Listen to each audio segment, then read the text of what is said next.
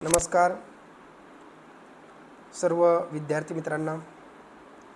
आजच्या या व्हिडिओच्या माध्यमातून इयत्ता 10वी उत्तीर्ण झालेल्या विद्यार्थ्यांसाठी हा महत्त्वाचा व्हिडिओ आहे। अगदी कमी वेळामध्ये इयत्ता 10वी उत्तीर्ण झालेल्या विद्यार्थ्यांनी इयत्ता 11वीच्या प्रवेश प्रक्रियेबद्दलचा हा व्हिडिओ या ठिकाणी आपण सादर करत आहोत।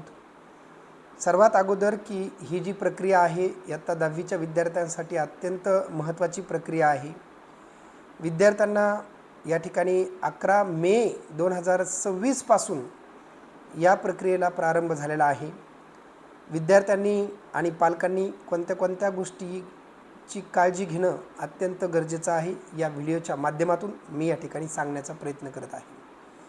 सर्वप्रथम इयत्ता 10वीच्या तुमच्या यशस्वी वाटचालीबद्दल आणि 10वीच्या यशाबद्दल सर्व विद्यार्थ्यांचं, पालकांचं आणि सर्व शिक्षकांचं या ठिकाणी अभिनंदन।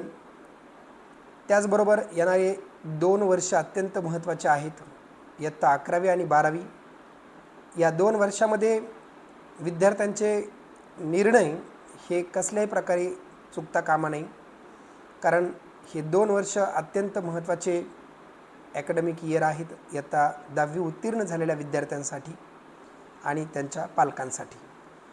सर्वात महत्त्वाचा गोंधळ म्हणजे या ठिकाणी 10वी उत्तीर्ण झाल्यानंतर इयत्ता 11वीच्या विद्यार्थ्यांना अगोदर ऑनलाईन प्रक्रिया नव्हती, परंतु गेल्या वर्षीपासून इयत्ता 11वीची प्रवेश प्रक्रिया ही ऑनलाईन झालेली आहे आणि त्यामुळं ग्रामीण भागातील विद्यार्थी तसेच शहरी भागातील विद्यार्थी आणि पालक यांच्यामध्ये खूप मोठा गोंधळ आपल्याला पाहायला मिळत आहे।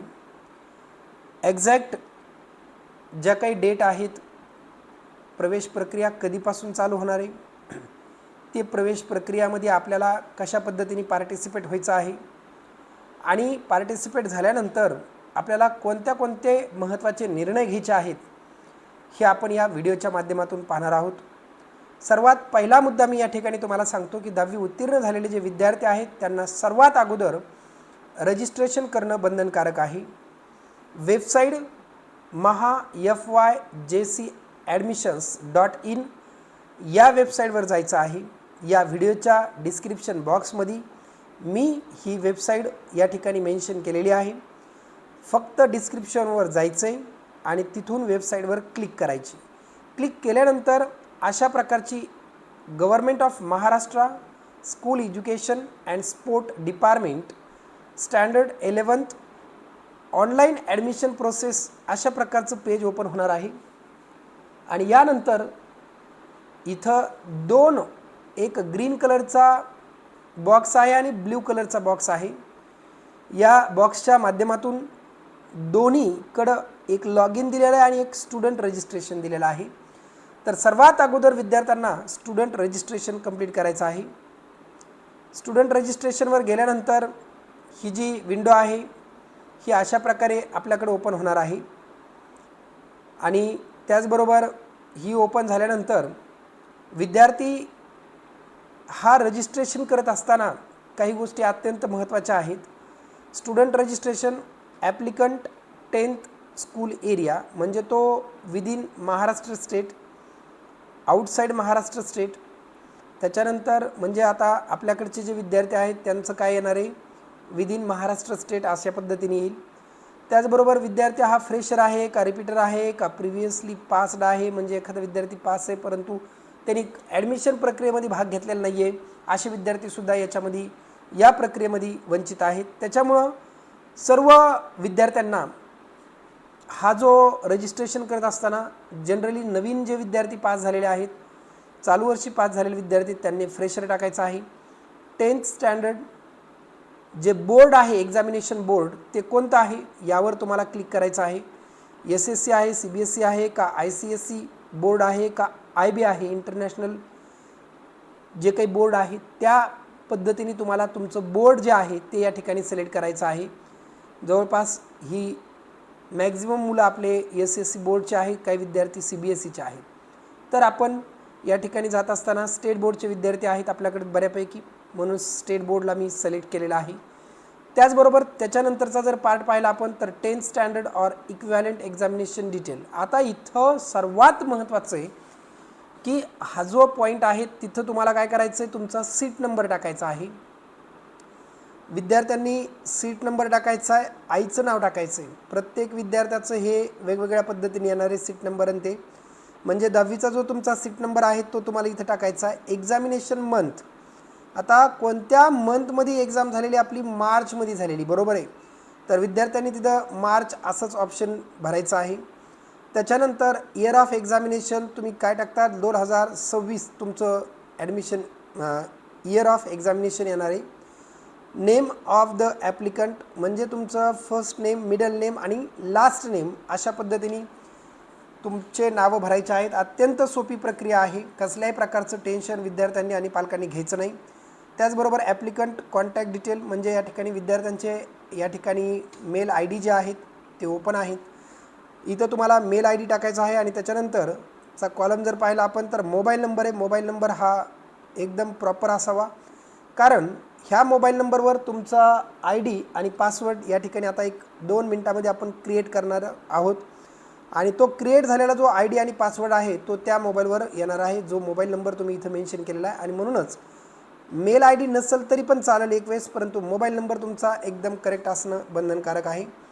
अशा पद्धतीने या ठिकाणी सिक्युरिटी क्वेश्चन्स डिटेल हा पण एक महत्त्वाचा क्वेश्चन आहे की ज्यावेळेस तुमचा पासवर्ड या ठिकाणी विसरताल किंवा तुमचा ज्यावेळेस लॉग इन करत असताना तुम्हाला काही अडीअडचणी आल्या तर तुम्हाला त्या आय डीवर रिकव्हरीसाठी तुम्हाला एक अशा पद्धतीचा सिक्युरिटी क्वेश्चन विचारला जाईल. आता याच्यामध्ये वेगवेगळ्या प्रकारचे क्वेश्चन्स आहेत, आपण बघूयात. What is the name of your grandfather, who is your best friend, which is your favourite game. अशा पद्धतीने तुम्ही क्रिकेट वगैरे टाकू शकता, फेवरेट टीचर टाका. आणि मला तर वाटतं सर्व विद्यार्थ्यांनी शेवटचा जो क्वेश्चन आहे who is your favourite teacher, जे फेवरेट टीचर आहेत ते टाकले तर आणखीन आनंदच आहे. यानंतर सिक्युरिटी क्वेश्चन झाल्यानंतर आपल्याकडं या ठिकाणी त्याचा आन्सर या ठिकाणी लिहायचा आहे. त्याचबरोबर तुम्हाला या ठिकाणी तुम्हाला लक्षात राहील म्हणजे पासवर्ड आणि इथं तुम्हाला कन्फर्म पासवर्ड, परत एकदा पासवर्ड तुम्हाला लिहायचा आहे. जसं की मुलं त्यांचे नावं टाकतात, तुम्हाला जो पासवर्ड टाकायचा आहे तो, पण पासवर्ड हा स्ट्रॉंग असणं गरजेचं आहे. त्याच्यानंतर या ठिकाणी एंटर जे काही इथं कॅप्शन दिलेले आहेत ते तुम्हाला इथं फिलअप करायचे आहे. आणि त्याच्यानंतर इथं तुम्हाला जे रजिस्ट्रेशनचं सिम्बॉल दिसतं इथं या ठिकाणी सर्वात खाली, तर तिथं तुम्हाला काय करायचं, क्लिक करायचं आहे. त्याला मी फार झालं तर थोडं झूम करतो, रजिस्टर. आणि रजिस्ट्रेशन झाल्यानंतर तुम्हाला एक मेसेज आणि ते येईल. त्याच्यानंतर तो जो रजिस्ट्रेशनचा फॉर्म आहे तो फॉर्म तुम्ही भरल्यानंतर तुम्हाला पुढची जी प्रक्रिया आहे ती आपण पुढच्या व्हिडिओमध्ये पाहू. कारण आता या ठिकाणी भरपूर विद्यार्थ्यांचे रजिस्ट्रेशन या ठिकाणी बाकी आहेत. त्या सर्व विद्यार्थ्यांनी रजिस्ट्रेशन करायचे आहेत. आणि रजिस्ट्रेशनमध्ये म्हणजे जवळपास तुमचा जो लॉग इन आय डी आहे आणि पासवर्ड आहे तो रजिस्ट्रेशन झाल्यानंतर लगेच क्रिएट होईल. आणि त्याच्यानंतर विद्यार्थ्यांनी लॉग इन करून या ठिकाणी पुढची जी इन्फॉर्मेशन आहे ती पुढची इन्फॉर्मेशन आपण लगेच पुढच्या व्हिडिओमध्ये देत आहोत. इयत्ता 11वीची प्रवेश प्रक्रिया या ठिकाणी चालू झालेली आहे. पहिला मुद्दा रजिस्ट्रेशन खूप महत्त्वाचे आहेत. मला वाटतं 13 तारखेपर्यंत सर्व विद्यार्थ्यांनी रजिस्ट्रेशन कंप्लीट करून घ्यावेत. आणि त्याच्यानंतर लॉग इन करून तुम्हाला पुढील ज्या फेजेस आहेत किंवा पुढील जे ॲप्लिकेशन फॉर्म पार्ट 1 हा तुम्हाला या ठिकाणी फिलअप करायचा आहे. त्याच्यानंतर कॅप ऑप्शनसुद्धा तुम्हाला म्हणजे पार्ट 2चं जे ऑप्शन आहे ते सुद्धा तुमचं ऑन होत आहे. तर लवकरात लवकर विद्यार्थ्यांनी रजिस्ट्रेशन कंप्लीट करून घ्यायचे आहेत. आणि सर्व विद्यार्थ्यांना 11वीच्या प्रवेश प्रक्रियेसाठी खूप खूप शुभेच्छा. पालकांनी कसल्याही प्रकारचं टेन्शन किंवा बर्डन घ्यायचं नाही. बऱ्याचशा वेळेस आपल्या कामाच्या याच्यामध्ये प्रवाहामध्ये विद्यार्थी ऑनलाईनच्या संदर्भात गोंधळून जातात. तर पालक म्हणून आपली ती नैतिक जबाबदारी आहे विद्यार्थ्यांना या काळामध्ये पेशन्स ठेवून विद्यार्थ्यांना थोडा या ठिकाणी मदत करणं पालकांचं कर्तव्य आहे. आणि नक्कीच आपले सर्व पालक या ठिकाणी कर्तव्य बजावत आहेत. विद्यार्थ्यांचा मार्कशीट असेल, TC असेल, जे जे डॉक्युमेंट लागत आहेत ते ऑफिशियल वेबसाईटवर या ठिकाणी मेन्शन केलेले आहेत. जो GR आहे तो GR सुद्धा मी लवकरच टाकण्याचा प्रयत्न करणार आहे. तरी सर्व विद्यार्थ्यांनी ॲडमिशन प्रक्रियेमध्ये लवकरात लवकर सक्रिय होऊन या ठिकाणी आपलं ॲडमिशन लवकरात लवकर कंप्लीट करणं बंधनकारक आहे. आणि सर्व विद्यार्थ्यांना या प्रक्रियेसाठी शुभेच्छा. पुढील व्हिडिओ लवकरच या ठिकाणी देण्याचा मी प्रयत्न करेन. आणि कसल्याही प्रकारचं टेन्शन न घेता तुम्ही सहज मोबाईलवर सुद्धा तुम्ही हे रजिस्ट्रेशन करू शकतात विद्यार्थी. फार काही अवघड प्रक्रिया नाही आहे, परंतु आपल्याला माहीत नसल्यामुळं जे आपले